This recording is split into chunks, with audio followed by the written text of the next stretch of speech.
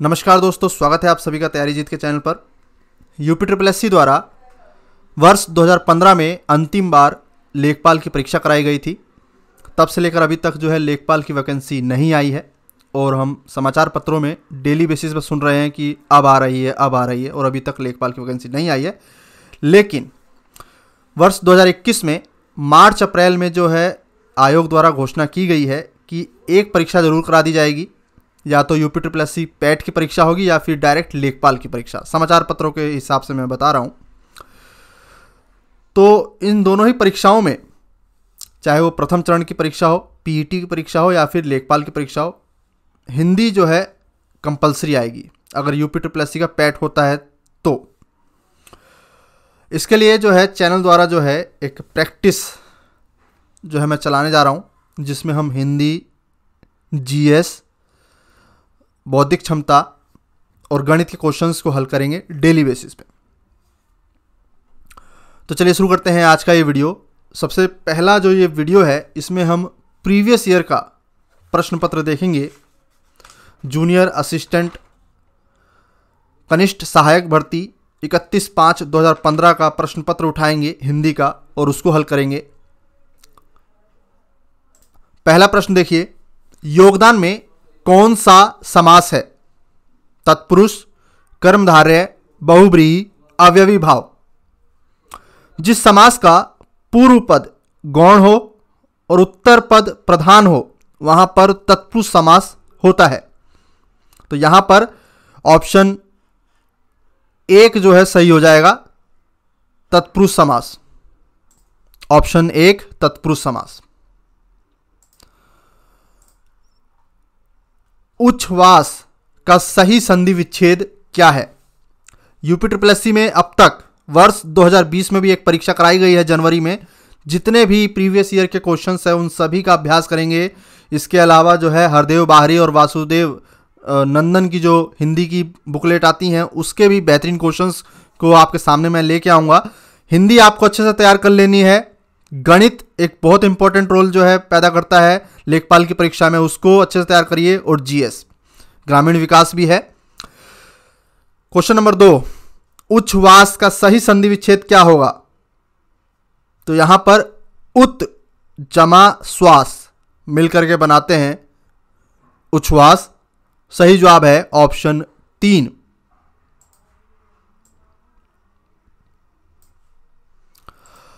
अगला प्रश्न है, जो हर समय अपना मतलब साधता हो उसे क्या कहा जाता है? स्वार्थी। बहिर्मुखी शब्द का इस शब्द में कौन सा उपसर्ग है? सही जवाब हो जाएगा बहिर। उपसर्ग आगे की तरफ लगते हैं और प्रसर्ग पीछे की तरफ। निम्न में से कौन सा वाक्य एक मिश्र वाक्य नहीं है? मिश्र वाक्य बताना है आपको। ऑप्शन देख लीजिए चारों में से कौन सा एक मिश्र वाक्य नहीं है? 3 मिश्र वाक्य हैं, यानी कि वह परिश्रमी ही नहीं वरन ईमानदार भी है। यह मिश्र वाक्य नहीं है बल्कि एक संयुक्त वाक्य है। ठीक है। जब 2 या अधिक सरल वाक्य समुच्चय बोधक अव्यय के माध्यम से जुड़े हों तो वहां पर संयुक्त वाक्य हो जाता है। साहित्य जनता की चित्त वृत्तियों का संचित प्रतिबिंब है। यह उक्ति किसकी है? हजारी प्रसाद द्विवेदी, महावीर प्रसाद, नगेंद्र रामचंद्र शुक्ल। तो छठे का सही जवाब है रामचंद्र शुक्ल। मर्यादा, ये रिपीटेड क्वेश्चन है, 3 से 4 बार पूछा जा चुका है। मर्यादा किस युग की प्रसिद्ध पत्रिका थी? द्विवेदी युग की।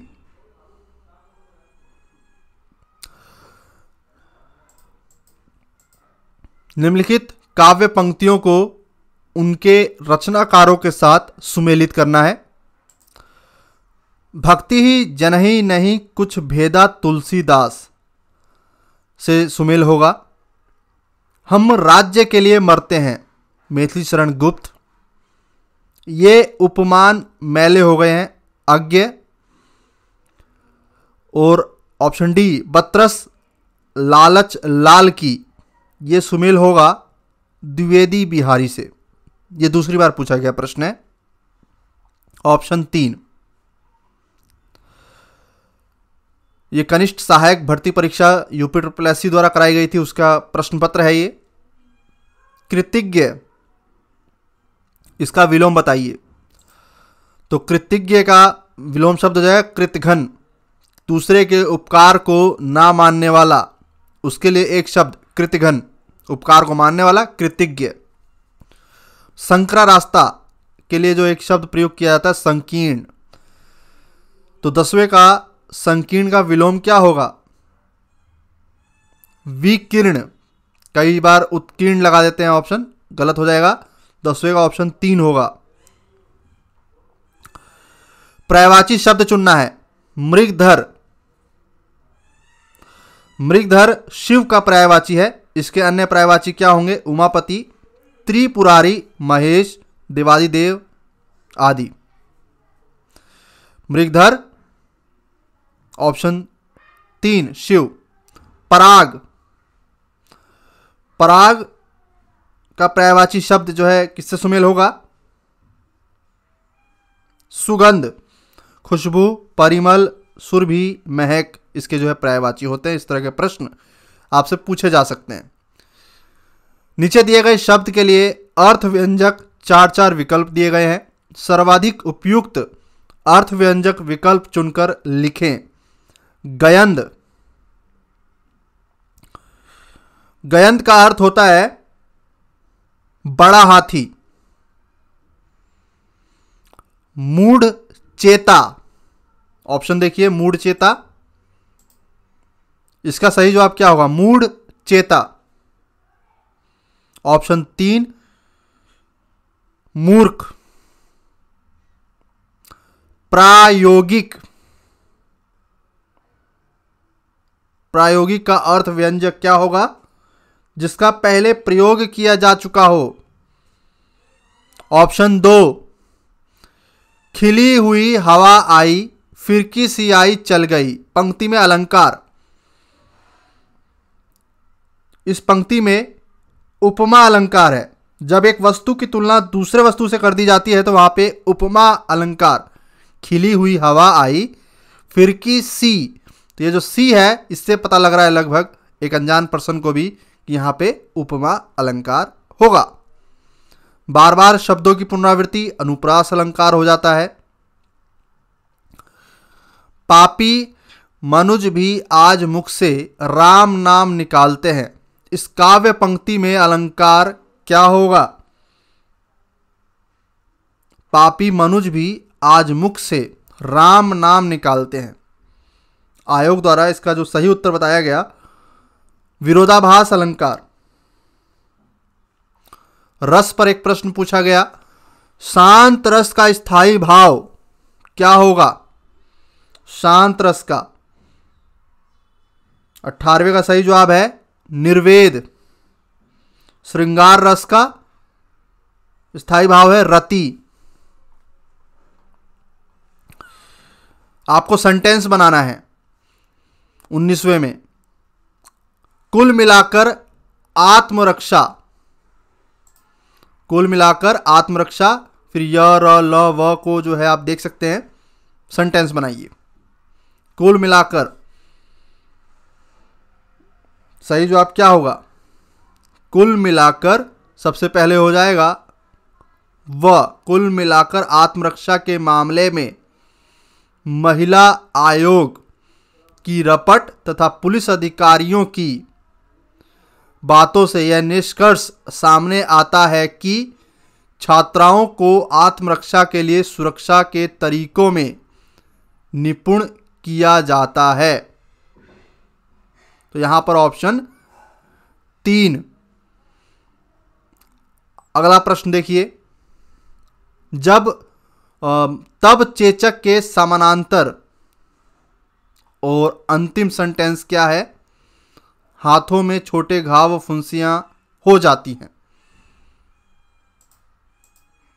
ये देखिए, इसको सुमेल करना है, आपको एक सेंटेंस बनाना है। बनाइए।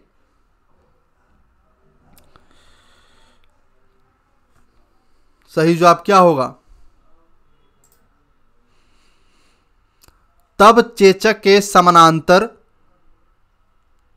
एक और बीमारी थी, गौशीतला। प्रायः यह रोग गाय के थनों से होता है। आम धारणा थी कि बीमार गाय का दूध पीने वाला इसका शिकार हो जाता है और इसके हाथों में छोटे घाव व फुंसियां हो जाती हैं। तो यहां पे ऑप्शन 2 है। इस तरह के सेंटेंस के लिए आपको तैयार रहना है। अगला देखिए, देश में संतुलित क्षेत्रीय विकास, अंतिम वाक्य है सीधे निवेश किया जाना। अब आपको सुमेल करना है। 21वें का सही जवाब क्या होगा?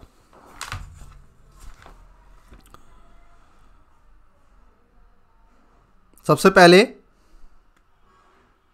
देश में संतुलित क्षेत्रीय विकास की प्रगति की सबसे महत्वपूर्ण कारण सरकारी क्षेत्र के उपक्रमों के जरिए केंद्र सरकार द्वारा उन उद्यमों में योजनागत और योजनेतर संसाधनों द्वारा सीधे निवेश किया जाना है। 21वें का हो जाएगा ऑप्शन 1। हम सॉल्व कर रहे हैं प्रीवियस पेपर, कनिष्ठ सहायक भर्ती परीक्षा वर्ष 2015।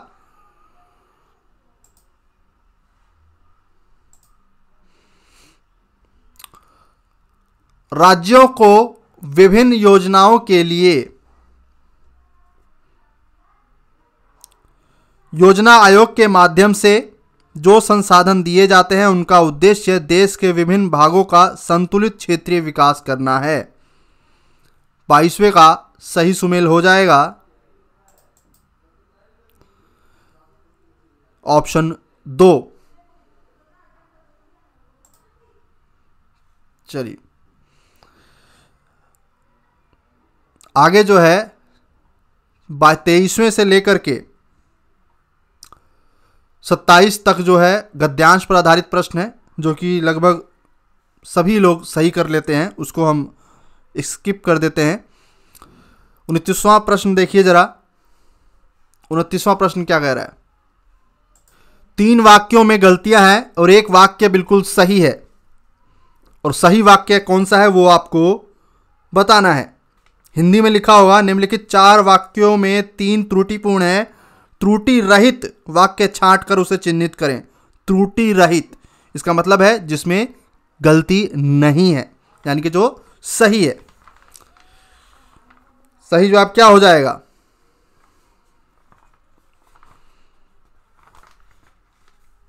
उनतीसवां, मैं सारी रात जागता रहा। मैं सारी रात जागता रहा, ऑप्शन 4। ऑप्शंस को देखिए, बहुत ही निकटतम ऑप्शंस होते हैं, गलती होने की पूरी संभावना होती है। 30वां प्रश्न देखिए, जब तक मैं नहीं आऊं इस समय तक तुम पढ़ते रहना, जब तक मैं ना आऊं तब तक तुम पढ़ते रहना, जब तक मैं ना आऊं उस समय तक पढ़ते रहना, जब तक मैं नहीं आऊं तब तक तुम पढ़ते रहना। 30वें का सही जवाब क्या हो जाएगा? जब तक मैं ना आऊं तब तक तुम पढ़ते रहना। तो यहां पर ऑप्शन 2 को सही माना है आयोग ने।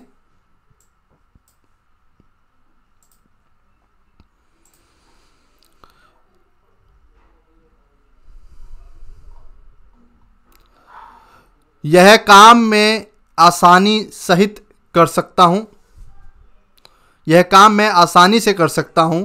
यह काम मैं आसानी पूर्वक कर सकता हूं। यह काम मैं आसानी के साथ कर सकता हूं। तो यह काम मैं आसानी से कर सकता हूं, ऑप्शन 2 सही है।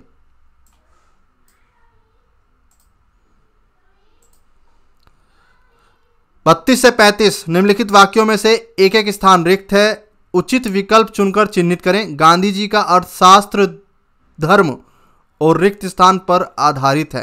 क्या? न्याय, यश, प्रशासन, अहिंसा, तो न्याय होगा यहाँ पे। 33वें में रिक्त स्थान दृष्टि राष्ट्रीयता का आधार है। धर्मनिरपेक्ष दृष्टि राष्ट्रीयता का आधार है। लोकतंत्र राज्य जनता में राष्ट्रीय भावना रिक्त स्थान रूप में जागृत करता है। स्वाभाविक रूप से, सरल प्रश्न है। विकास के लिए आर्थिक रिक्त स्थान आवश्यक होती है। विकास के लिए आर्थिक आत्मनिर्भरता आवश्यक होती है। निम्न में से कौन सा व्यंजन पार्श्विक है? 36वां प्रश्न। सही जवाब है ल, पार्श्विक व्यंजन कहलाता है और र लुंठित व्यंजन कहलाता है। तो यहां पर सही जवाब क्या हो जाएगा? ऑप्शन 2 ल। उन्मेख किस प्रकार का शब्द है? उन्मेख जो है वो तद्भव शब्द है। वे शब्द जिनका जन्म संस्कृत के शब्दों से हुआ है वो तद्भव कहलाते हैं। माफ कीजिएगा, संस्कृत जैसे उच्चारण शब्द जो है वो तत्सम, और आम बोलचाली में जो प्रयुक्त शब्द हैं वो तद्भव कहलाते हैं। तो यहां पे उन्मेख वो तद्भव शब्द है। किस बोली में ने परसग लगाया जाता है? क्वेश्चन नंबर 38वां, जरा ध्यान से देखिए। बोलियों के ऊपर भी प्रश्न जो है पूछा जाता है। सही जवाब है खड़ी बोली। ब्रज भाषा, खड़ी बोली, अवधि, इनसे जुड़े कुछ महत्वपूर्ण प्रश्न बनते हैं जो कि बारंबारता पूछे जाते हैं, वो पता होने चाहिए आपको। भारतवर्ष के लिए हिंदी भाषा का नाम सबसे पहले किसने सुझाया? राजा राम मोहन रॉय ने। इनकी समाधि कहाँ है? इंग्लैंड में। अकबर द्वितीय ने इनको राजा की उपाधि दी थी, याद रखना है आपको। ब्रह्म समाज की स्थापना इन्होंने की थी। इनसे जुड़े हुए कुछ प्रश्न हैं। कुमुदी पुस्तक, इन चारों व्यक्तित्व के ऊपर जो है यूपी ट्रिपल एससी पे प्रश्न बन चुका है, तो इनसे जुड़े हुए फैक्ट्स आपको पता होने चाहिए। जीएस के क्वेश्चन भी मैं स्टार्ट करूंगा और हम एक ही क्वेश्चन में कई क्वेश्चंस का अभ्यास करेंगे। बेहतरीन सीरीज रहेगी वो, समान रूप से RO, UP triple SC, UPPCS सभी के लिए लाभदायक रहेगी जीएस के क्वेश्चंस। देव जो महान है, यह किस समास का उदाहरण है? जिस समास में प्रथम पद विशेषण हो, दूसरा पद विशेष्य हो। तो यहां पे आप देख सकते हैं कि देव जो महान है, इसमें जो है ये कर्मधारय समास का उदाहरण है। कर्मधारय। लकड़ी का बर्तन अग्नि से जल सकता है। माफ कीजिएगा, दूसरा प्रश्न है ये। खूंटी शब्द का बहुवचन बताना है आपको। खूंटी का बहुवचन खूंटियां। ऑप्शन 2। निम्नलिखित अनेकार्थी शब्द का दूसरा अर्थ बताना है। ये एक बेहतरीन क्वेश्चन जो पूछा गया, काफी कठिन क्वेश्चन था ये। अज अजन्मा, आजीवन, अजन्म, निर्भीक। तो इसका सही जवाब हो जाएगा ईश्वर। ऑप्शन 3। निम्नलिखित में से कौन सा शब्द वर्तनी की दृष्टि से शुद्ध है? प्रतिनिधि को कैसे लिखेंगे? ऑप्शन 4 प्रतिनिधि। ऑप्शन 4 सही है। 12 से 13 में शब्दों के विलोम बताने हैं आपको। कृश, कृश का अर्थ होता है कमजोर, तो इसका जो है विलोम हो जाएगा हृष्ट पृष्ठ। अल्पज्ञ, जो थोड़ा जानता हो, तो अल्पज्ञ का विलोम क्या हो जाएगा? सर्वज्ञ। इस तरह के क्वेश्चन अब जो है यूपी ट्रिपल एससी में पूछे जा रहे हैं। और बहुज्ञ, बहुत कुछ जानता हो। अवज्ञ, जो कुछ ना जानता हो। कृतज्ञ, जिसके ऊपर कृपा की गई हो और वो कृपा को मानता हो। कृतघ्न, जो कृपा को नहीं मानता हो। जीएस के प्रश्न भी आएंगे दोस्तों, आप अपनी राय जरूर दें। मिलते हैं अगले वीडियो में, तब तक के लिए नमस्कार, धन्यवाद। इसके अलावा यूपीपीसीएस मेंस के क्वेश्चंस मैं तैयार कर रहा हूं, वो भी मैं अपलोड कर दूंगा।